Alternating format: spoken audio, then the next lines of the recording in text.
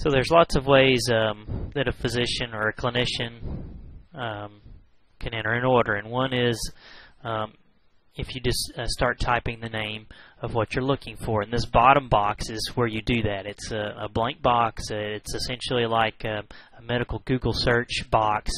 It's where you answer the questions that the system is asking you in this middle box, or it's also where you just type in a search term, and your search terms, the search results will appear in this upper right-hand panel in the same place where your order sets or outlines will also appear, and I'll show you how that works. And so if I was looking for a CBC, I would type CBC in this blank box, and up at the top would appear anything that looks like a complete blood count in your hospital. And so I see number 2 here is a CBC with differential. That's the one I want. So I can choose that a couple of different ways. I can type number 2 and hit enter. I can also click on number 2, and then that takes me into the actual order itself. And up at the top of the screen says this is a CBC with differential, and the first question I'm always asked is, when do you want to start this test? This is also known as priority. And so this is a required field for every order in the hospital, and so this is where the physician would say, I want this routine or stat or time for a particular time.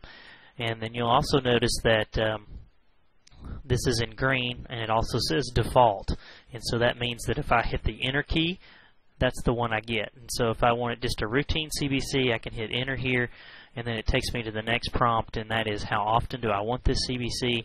And so if I wanted it once, I could just hit return here. I could also use the numbers over on the left-hand side. So if I wanted it daily, I could hit number 2 and hit enter, or I'm just going to click on once. So a lot of people use a combination of keyboard and mouse. It's just whatever your personal preference is. And so you'll notice now that I ordered that CBC by searching for it and answering a couple of what we call prompts, and then it went over here on the left-hand side. Any active orders that are on this patient are in black, allergies are in red, and then these new orders that you're putting in under this session are in blue. So you can kind of visually separate out these new orders from the old or the active orders on this patient. All of the orders will populate under the appropriate category as well. And so this is a one-time lab, and this is a CBC. And so it's also easy to modify something that you've already ordered. So we just ordered that as a routine and a once CBC. Well, let's say you wanted to order this stat. You changed your mind, you needed a stat. You can click on it. This is a really quick way to just delete it off. So you could click on delete if you decided you didn't want that test. You can also modify it. And so if you modify the order, it'll actually take you back to the priority and the frequency again. And we'll change this instead of routine. I'm going to just click on it, and I want to change this to stat. And then so up at the top you'll be reminded now that it's a stat and a once order, and then it's asking you to press enter when done, so I can hit the enter key or I can click here. But over on the left now, it's now a CBC with diff, then it's a stat, and it's a one-time order. So that's just an example of how you can modify an order. It's also a way, that's how you look for a particular order using the search box. But you're also then required to answer the prompts that are associated with that order item. And so I'm going to go back to this default outline here, the common rounding orders for the CCU.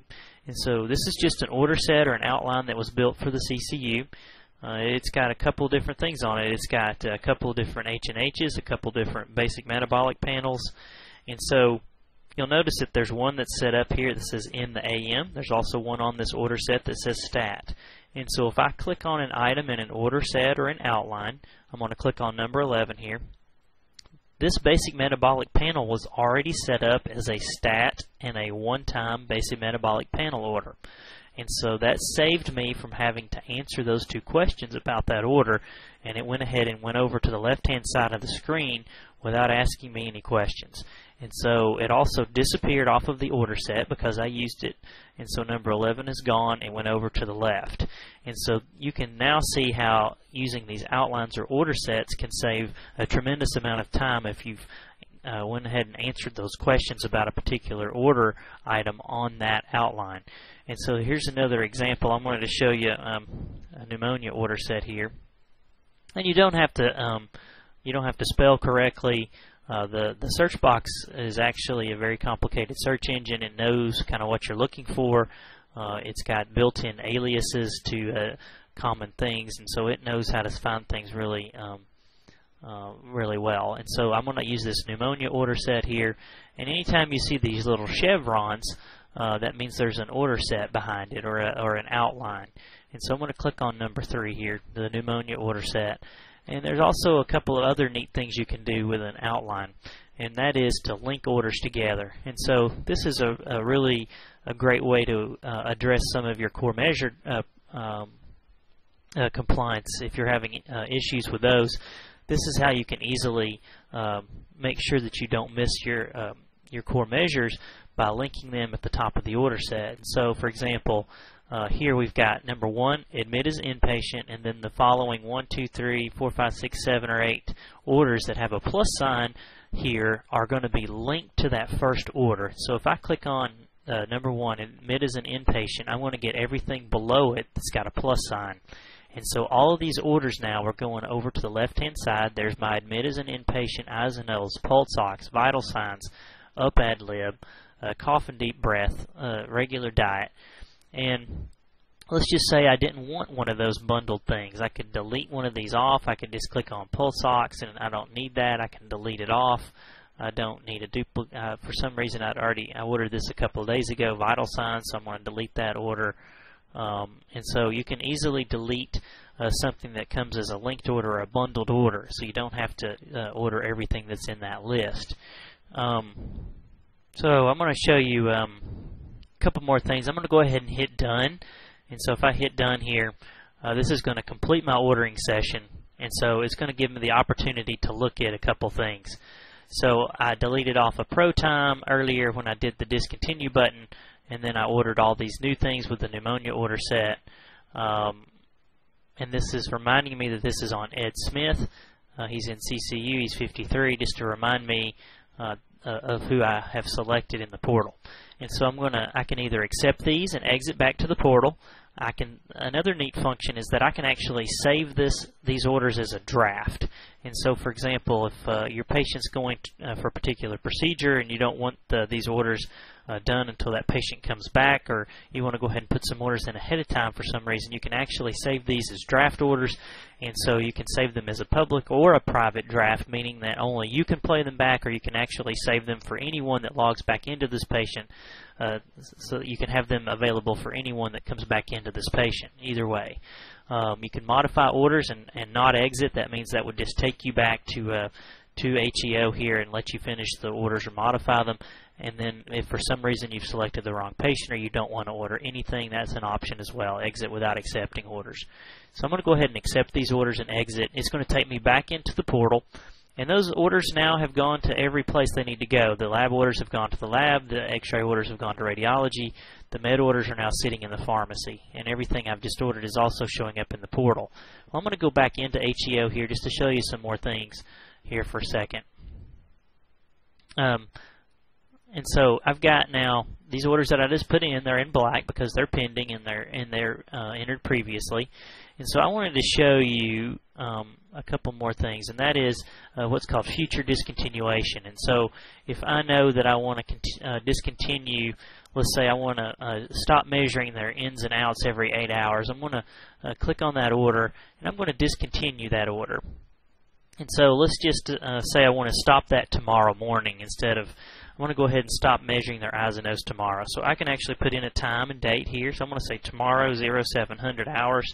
And so it's going to discontinue the eyes and nose, and it's got a special little symbol here, meaning that this is not going to be discontinued until later.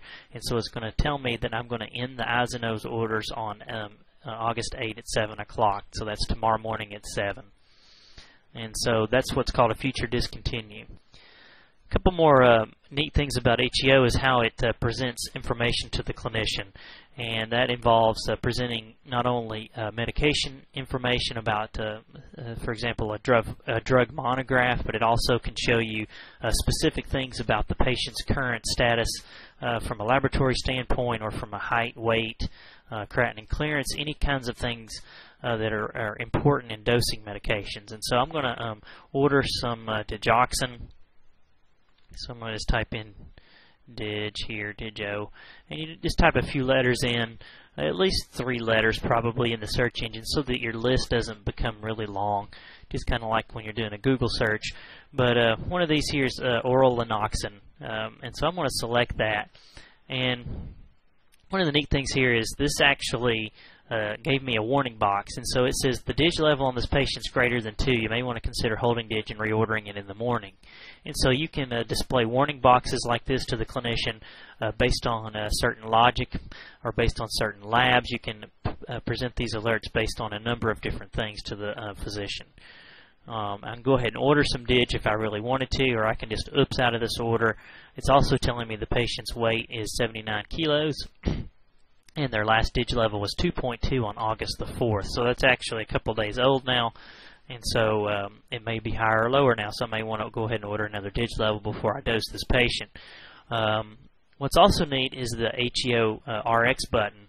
So anytime the clinician's ordering a med, you can click on this button here, and it'll take you into the monograph, the complete monograph for this medicine, and including every possible way you could think about dosing this medication, its pharmacokinetics, and it's how you dose it for renal function, and anything you wanted to know about it.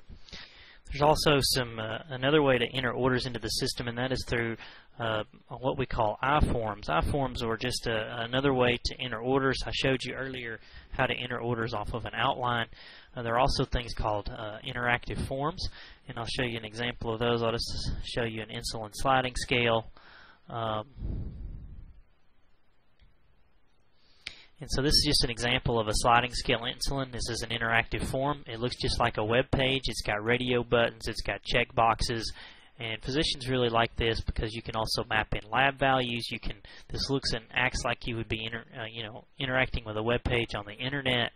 It's really straightforward to use. You would say, I want to use some Humalog. I'll check, take the moderate sliding scale. You can check this box for blood glucose checks every 6 hours.